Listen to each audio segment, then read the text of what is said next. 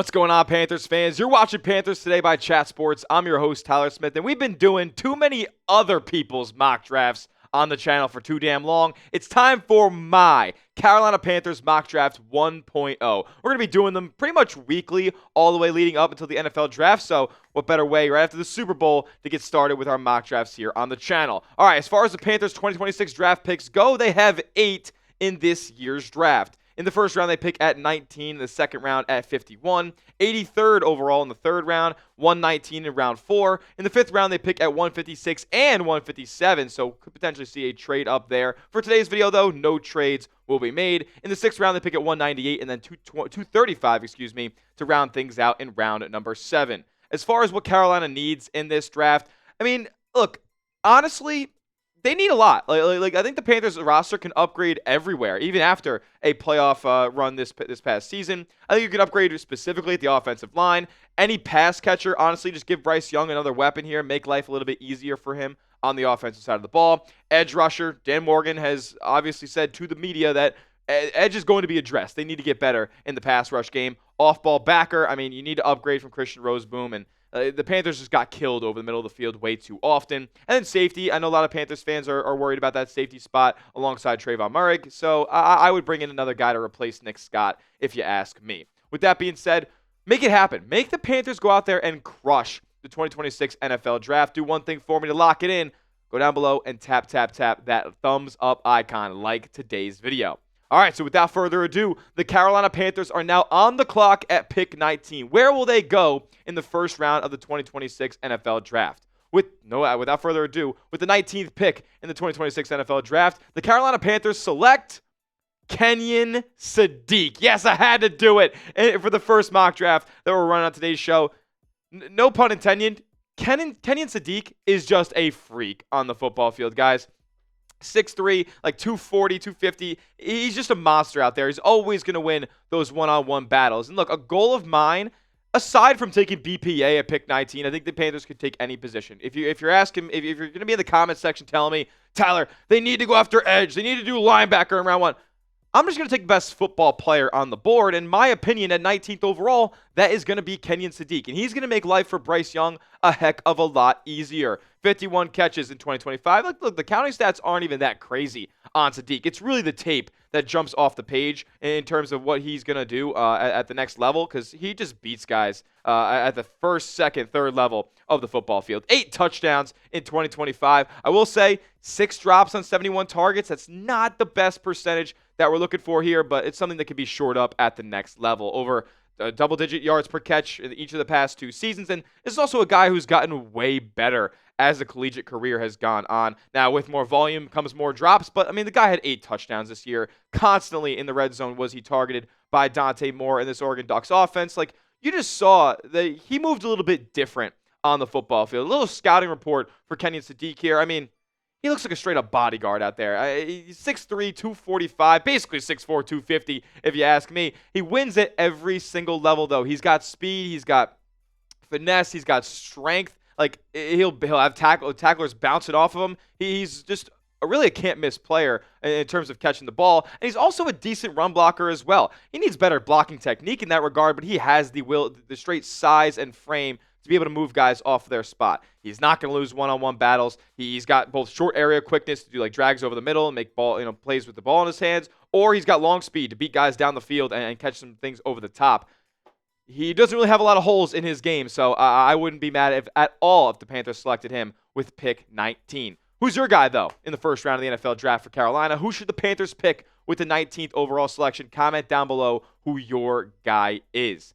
Now we're going to move on to round number 2 of the NFL Draft. And with the 51st overall pick, the Carolina Panthers select Derrick Moore.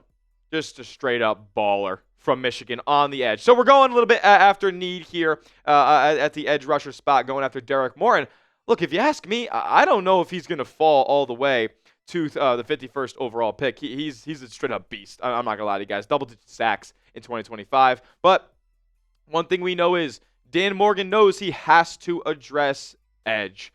The Panthers will not win a playoff game, or they will not make a deep playoff run anytime soon if they don't get better getting to the quarterback. I know they have Princely Umamielen and Nick Scorton there as young players who were ascending, but they need more help in that regard. Like, it just wasn't enough in 2025. And look, this is a guy who's going to come in there and bring straight up production day one. 10.5 TFLs last year, 10 sacks, 41 pressures. Like, he just gets to the quarterback. Like, what more could you ask for in an edge rusher here? 2 forced fumbles and a recovery. The guy can make plays and create turnovers. I mean, he's got another guy who's just gotten better every single season of his collegiate career. And another thing that's worthy of noting on Derrick Moore, super durable. Hasn't really missed any time in each of the past 4 seasons. Didn't have the craziest role in 2023 when they won the national championship, but still was able to put in 6 TFLs, 5 sacks, 26 pressures in the limited time that he got. He's just a beast of a pass rusher, guys. I will say he does have a little bit more to work on in the run game, so if that's a reason that he's going to fall past round 1 and potentially deep into round 2, I get it, but it wouldn't take me off of Derrick Moore's radar at pick 51. He seems like a guy who could just plug and play and potentially even start right away at the next level.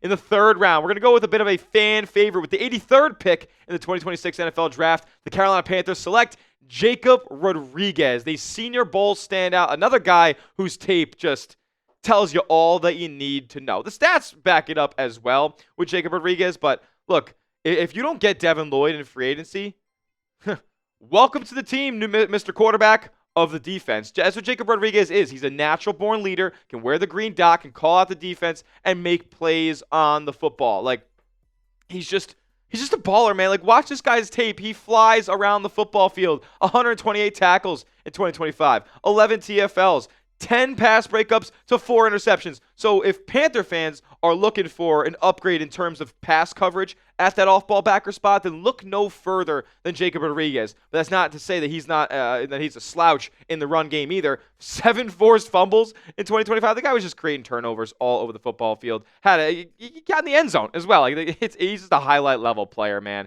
In terms of his coverage stats, like, for a linebacker, these are pretty good numbers, man. An 82 passer rating at the college level, like, that's not anything to shake your head at whatsoever. And he only had, 287 yards on him gained through 14 games. Like, what's that, like 20 yards a day? It's not bad at all, if you ask me. And, I mean, he just took his game to the next level in 2025. He was still putting up numbers in 2024, 5 sacks and all that good stuff, 5 PBUs and interception.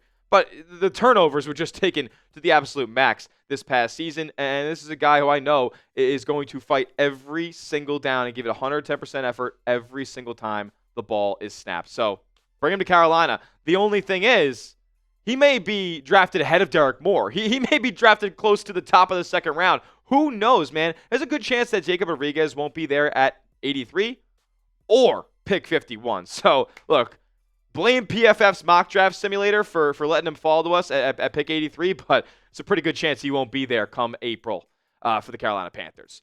In round number 4, at pick 119, the Carolina Panthers select Austin Barber, tackle, Florida.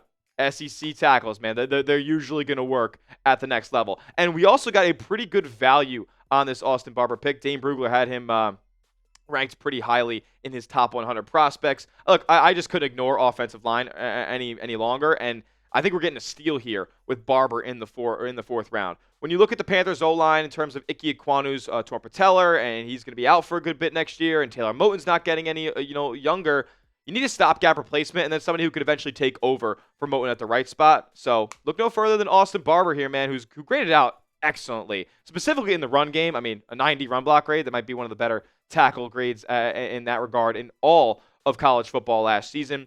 3 sacks allowed, 7 penalties, so he can get himself in a little bit of trouble from time to time. But look, man, like he just plays the position the right way. 83 overall grade, like that's one of the top tackle grades in all of college football last season. Only 17 pressures, too, and 750 snaps. Like, I don't think that's too bad. It's unfortunate that a good portion of his pressures turned into sacks there, but only 1 QB hit on the season outside of those. So I think he's a pretty clean player when you ask me. And at pick 119, I think it's a really, really solid value, especially when you consider Dane Brugler, one of the top draft analysts in the world. He's for The Athletic. He has Barber ranked as the 86th ranked prospect out of all positions. So he's a top 100 player. We're getting him here at pick 119. I don't think there's anybody that's going to be mad at that if he ends up in Carolina in round number 4. With that being said, what do you guys think is the Panthers' biggest draft need for 2026? Is it pass catcher? Is it edge rusher? Is it a defensive back? Is it linebacker? Let me know. What are your guys' thoughts? Is it offensive lineman? What's the biggest Panthers draft need for 2026? Comment down below. In round number 5 with pick 156, the Carolina Panthers select electrifying running back Mike Washington Jr. Now, you guys might be asking, why are we going running back in this draft? We got Chuba Hubbard. Rico Dowdle is going to be a free agent. Could potentially bring him back, or maybe some other low-level running backs on the market. I don't know about that. I don't think it's a very high likelihood that Rico Dowdle ends up coming back here in free agency. He's already come out and said that he does not want to share carries in his next stop, and he would certainly be doing that with Chuba Hubbard still in town. In terms of Mike Washington, I mean, this is a guy who's been dazzling at the Senior Bowl. Another guy who's just got sick highlights, man. Just go YouTube some Mike Washington Jr. highlights at Arkansas. He was just a big playmaker, day in and day out there for the Razorbacks. Over 1,000 yards in 2025, 6.4 yards per carry. And this is a guy who took the steps from the Group 5 level to the SEC and got better. Like, his by far his best season in college was with the Arkansas Razorbacks this past season. He was better than he was at New Mexico State. He was better than he was at the University at Buffalo. Like, look, I know it's only 1 year sample size of Power 5 level production, but he made the most of it, man. And look, like I said, just go watch the tape. Like, he could do it in between the tackles. He could do it on these wide zone runs to the outside. He works in the pass game as well. I don't know why he's so far down the boards here in the 5th round. I think he's one of the most electrifying running backs in this class. One pick later, at pick 157, we're going after a winner. The Carolina Panthers select Pat Coogan, center for Indiana, with pick 157.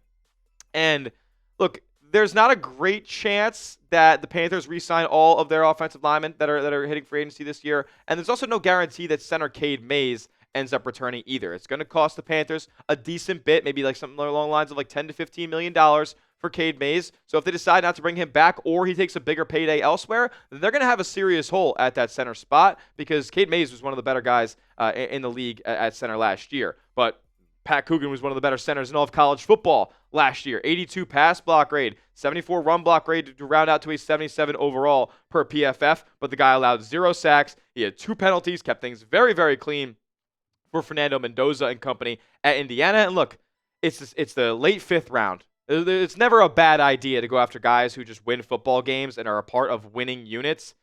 The Panthers end up getting Cade Mays, who was a 6th round pick, to end up being a starting level player. I think the same thing could happen here with Pat Coogan at Indiana. In round 6, at pick 199, the Carolina Panthers select Damani Jackson, cornerback, Alabama. Now, with Jackson here, I think the reason that he's kind of fallen down draft boards a little bit is just because of the drop-off in production that we saw from 2024 to 2025. Like he just wasn't creating the same level of turnovers that he was doing the previous season at Alabama, like 2 interceptions and a forced fumble in 2024. And then in 2025, there was nothing to be had there. There isn't a lot of highlight tape for Damani Jackson this past season, but I think he's still pretty sticky in coverage. He's a decent enough tackler as well, can make plays behind the line of scrimmage. Just didn't really have the counting stats that boosted him up where his draft stock was in 2024. Moving on to round number 7 and pick 235, the final pick of the Carolina Panthers mock draft 1.0. I select Luke Altmaier, quarterback, Illinois. Okay, I understand Bryce Young is going into year 4 and he's looked better than he has in his entire NFL career this past year.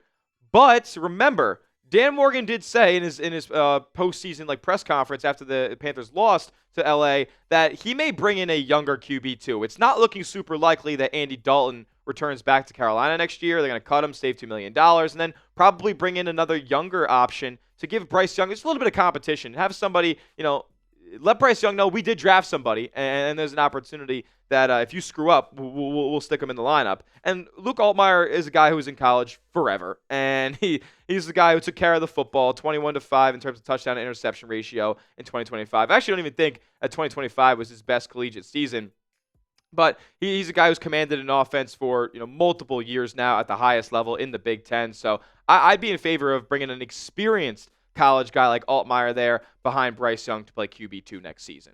With that being said, that's it. Panthers mock draft 1.0. Kenyon Sadiq, Derrick Moore, Jacob Rodriguez, Austin Barber. I think my first 4 picks are absolutely lights out, guys. And I think it continues with Mike Washington Jr. I think he's a beast. Pat Coogan at center in round 5 as well. And then Damani Jackson and Luke Altmaier to round things out in round 6 and 7. What do you guys think of my first mock draft for the Carolina Panthers? Grade it down in the comment section. A, B, C, D, or F. How'd I do? Panthers fans, rip me in the comment section. I don't care. Give me your honest grade down below. That will do it for today's show. Make sure you are subscribed to the channel, youtube.com/Panthers Today for the latest and greatest under Carolina Panthers all offseason long. We'll see you guys next time. And as always, keep pounding.